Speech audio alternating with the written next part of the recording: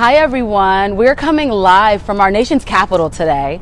We're so excited to be here. My name is Crystal Newby and I'm the Associate Director of Education and Training at NACAC. And I am so excited to be joined today with David Dixon, who is our Guiding the Way to Inclusion keynote speaker this year, and which is taking place right here in DC at the end of July. And what's really great is that David is very familiar with the college admission profession because he actually worked in college admission and enrollment management for nearly a decade at Oglethorpe University, which is in Georgia, before moving over to education policy. And he currently serves as the Senior Legal and Policy Advisor with EducationCounsel, LLC.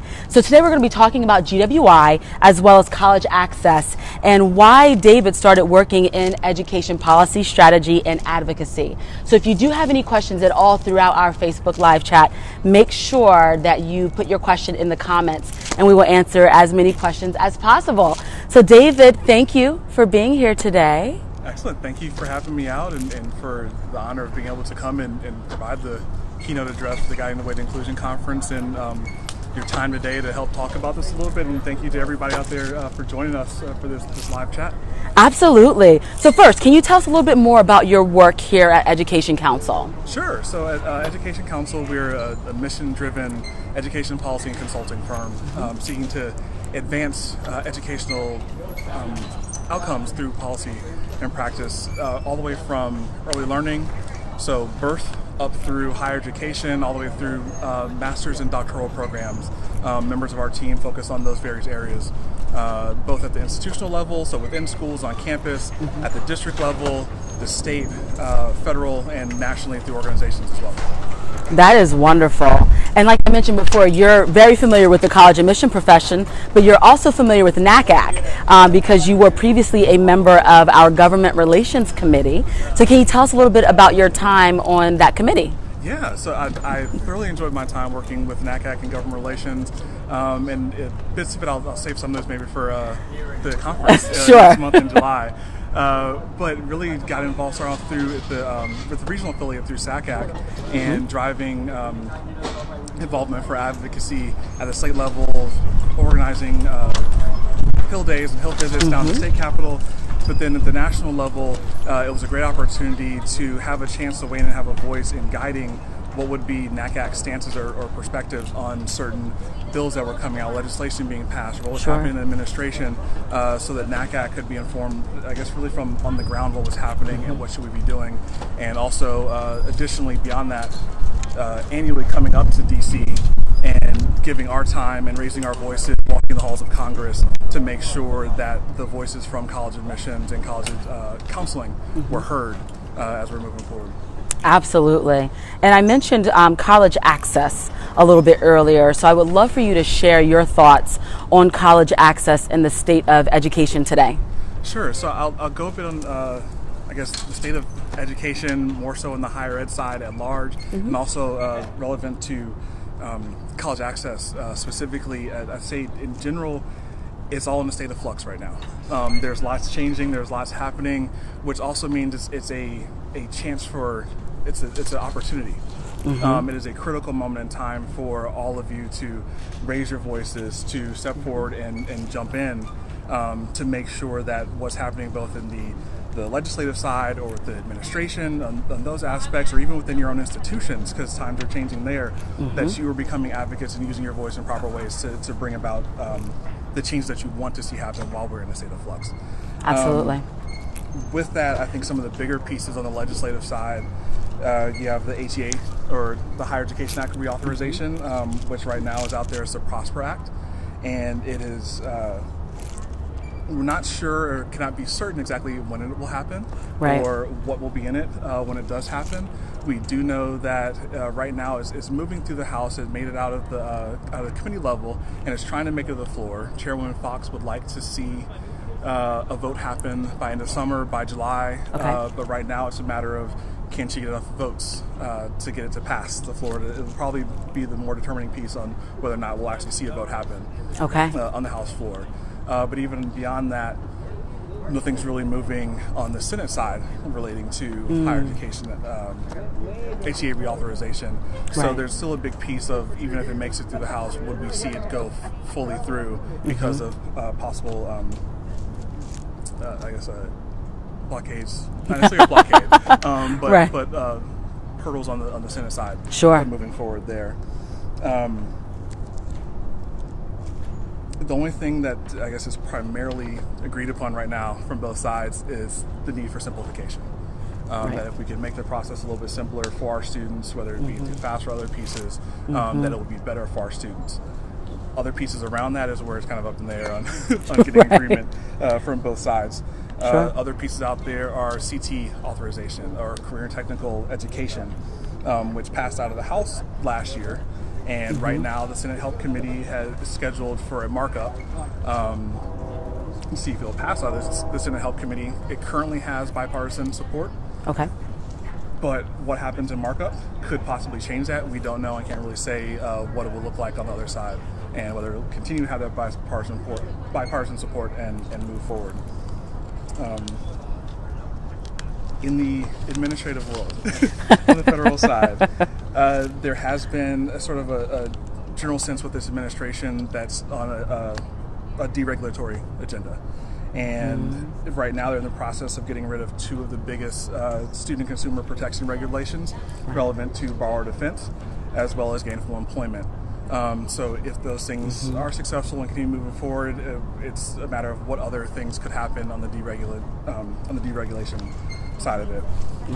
Overall, there are concerns, just in a more general sense, not just within the administration or on the legislative side, but our country is concerned for protections for students of color, protections for borrower defense, protections for transgender students, and what's happening out there with in federal cases are giving more support on that side, as much as the administration has sort of pulled back on some of the protections from the last administration.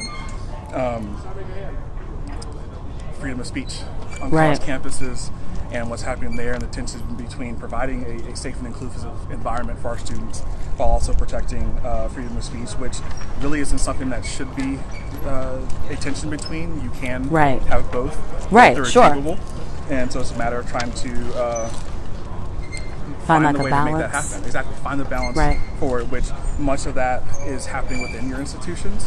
But at the same time, the federal government is getting involved, and it's showing sort of a trend following Jeff Sessions' announcement last year that, or maybe a little longer than that, that the DOJ would be getting involved on freedom of speech cases. And the very first one was with Georgia Gwinnett College.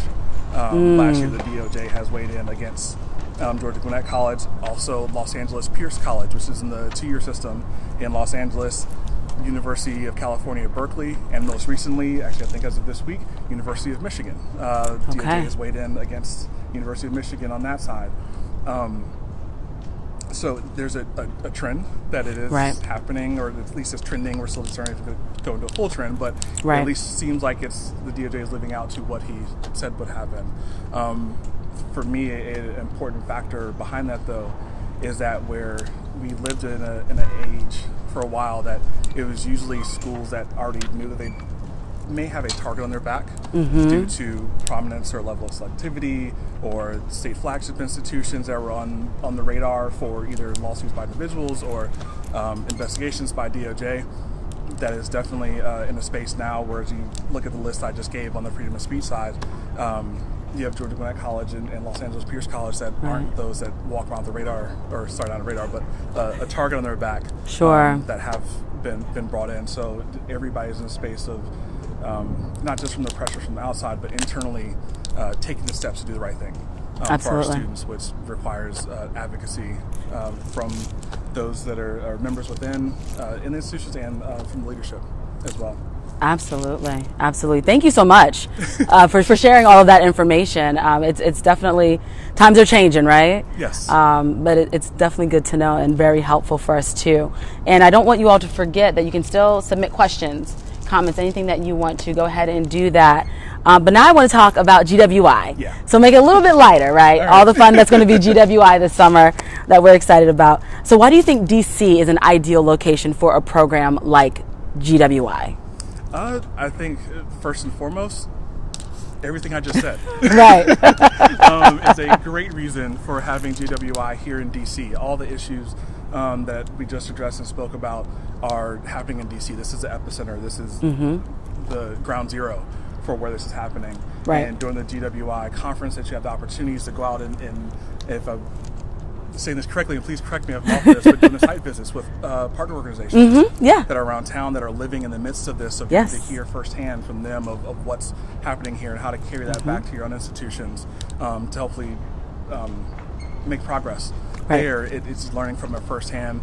And then beyond that, all the other opportunities, if you come in a little bit earlier, stay a little bit later, of getting to visit the sites and go to museums and other pieces along those lines. And hopefully the weather will stay nice for you then, just it is today. Fingers crossed, right? Yes. Fingers crossed for that. So speaking of, like things to do and things to see around DC, for our attendees who are coming in from out of town, what is like a must do? What do you think is a must do or must see here in DC? So one thing that I definitely learned in my years in college admissions is that we are a world of foodies.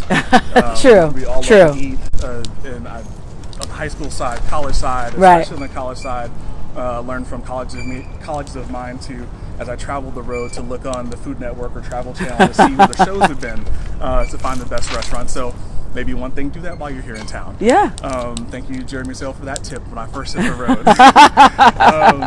Other pieces along those lines, annually, so I guess my first time coming up here to do our Hill visits and our legislative day with NACAC, joined by some of the ones that actually helped bring me into this with Rick Clark and Nancy Green and Jessica Sant and all my SACAC family that sort of showed me the ropes and how to actually walk the halls and get involved with policy. I pointed out to them that we should have breakfast at Founding Farmers. Oh, yes. Which is a delicious, amazingly delicious breakfast with all kinds of like wonderful French toast that's stuffed in bacon with different glazes like maple and pepper, and it's an amazing treat for the morning. So I'm like, it's about lunchtime. You're making me hungry right now. So we went there for our first breakfast before going to our Hill visits, and as I understand it, it still continues as sort of a tradition for the SACAC crew to go and eat it at Founding Farmers. So if you have the time, go to breakfast at Founding Farmers. Another piece, if you do decide to come in early, one of my favorite events during the summertime is a free event, which is another benefit for having the conference here in DC. There's plenty of free options with the museums that are in town. But the National Gallery of Arts and the Sculpture Garden does Jazz in the Gardens on Fridays. And it's free entry. You can sit around a beautiful fountain in the middle and dip your feet in the water, or you can sit in the grass under a beautiful piece of artwork, listening to live music, enjoying a pitcher of sangria and beer and some food. And especially on a wonderful evening, it's a great way, at least for us here, to kind of close off the weekend and start the weekend. And it's, for me, also a beautiful piece about being out there is it brings together everybody. It is, I think, food and music and libations have a tendency to do that, but when you look around, I think it is that moment, that instance, sitting in the sculpture garden is a true moment that is sort of reflective of the world that we hope to live in. That it's all different ages. There's babies. I bring out my 4-month-old son to sit with us, and there's octogenarians, and there's all different colors of races and nationalities all coming together to enjoy a moment celebrating life. It's just a brief moment before they head back out in the world. So definitely take advantage of that. And if you are fortunate enough to get tickets or entry Yes, in the National Museum of African American History. Yes. I still have not been that lucky myself. Oh, David, come on, you gotta go. I'm trying really hard. I've gotten up to 6:30 in the morning and tried to get the tickets, and they're gone instantly. But if you get one, definitely take advantage of that experience and stay in there as long as you can, because as I've been told, it takes one day isn't even enough to truly take it in and really absorb what's happening. But also I think it would be a very fitting experience to have as a part of coming in for the GWI conference, not to mention the other museums that are here and around. And monuments, of course. Oh gosh, absolutely. And I'm glad you mentioned the African American History Museum, because I've been fortunate enough to go twice. Not trying to rub it in. So jealous. Not trying to rub it in.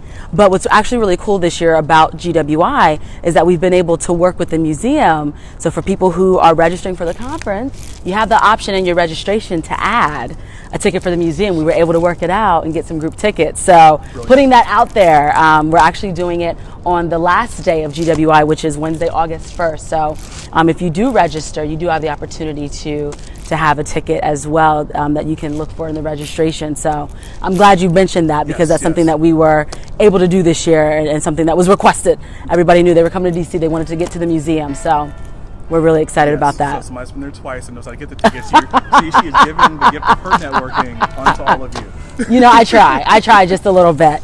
But so we do have a couple other questions here. What do you hope that GWI attendees will take away from your keynote address this year? So there are, I think, three main things I hope that attendees will take away from my keynote address. And one of those is hopefully learning how to be advocates. And I say that in the broadest general sense, because it's applicable in various areas. I know that for me, I feel like as long as I am counseling and advising people and advocating for people, I'm sort of living out my purpose and my why. And it can happen to me in different fashions and forms at different levels. So I hope that you can walk away feeling empowered and informed about being an advocate, both within your offices, either if it's simply for advocating for a student, perhaps in a community decision, or if you're a high school counselor with the college side, or if it's within your office for changing institutional policies for how your admissions process goes, or transfer credits, anything along those lines. Also within the institution more broadly, at the state level, if you're on the high school side with your districts, and then also on the national scale and at the federal level, that you walk away feeling that you have at least some tools to better engage with that and empower to take those next steps to do so. Absolutely. I'd say the second piece is really understanding, and I know especially attendees for this conference, and I feel like NACAC at large, the membership has this sense already, but maybe deepening it, is the importance of increased diversity and inclusion, not only for our students in our high schools and on our college and university campuses, but also within the profession itself. Absolutely. And I see the final piece, and I feel like this is the most important piece of that, is either finding, reconnecting, or deepening your connection with your why. You know, beyond the how and the what, your why is the piece that is both the foundation and the fuel for everything that we talked about, for being an advocate, for any way in which you serve your students, whether it's teaching them, whether it's counseling them, advising them, whether it's raising your voice within an institution or at the federal level. But your every day when you wake up, what you are doing for your students and for the students of our country and around the world. I mean, education is a top 10 service export for the United States, so it's truly something that serves the world. But what you're doing for your students should be founded in your why and also fueled by your why. And without that being there, or at least staying connected to it, and we all have one that's different, that's all brought us to this space of serving students through that transition from secondary into post-secondary education. Right. But I'm hoping that everyone can walk away with, if you haven't found it, finding it, which I feel like there's going to be very few in the room with that portion of it. Yeah. If you've lost a reconnection for a moment of being able to get back in touch, or if you have it, finding it at a much deeper level. Well said. Well said. So finding your why. Yes. Awesome. Awesome. So do we have any questions? Any questions coming in? All right. So no questions today, but I'm so excited that you're going to be our speaker at GWI, and thank you so much for taking the time today just to talk with us and giving people a little preview of a little snippet of what they'll get to see if they come to GWI this summer. Just a reminder, again, Guiding the Way to Inclusion, as we call it, GWI, it's here in our own backyard in DC this year, and the dates are July 29th through August 1st. So if you are interested, it is for our college admission professionals. It's also for our high school counselors. We have a session every time block specific to secondary school counselors. So we definitely want you all to join us as well. But registration is open, and we definitely hope to have you join us here. And thank you all for joining us today, and then we'll see you next time. Excellent. See you in July.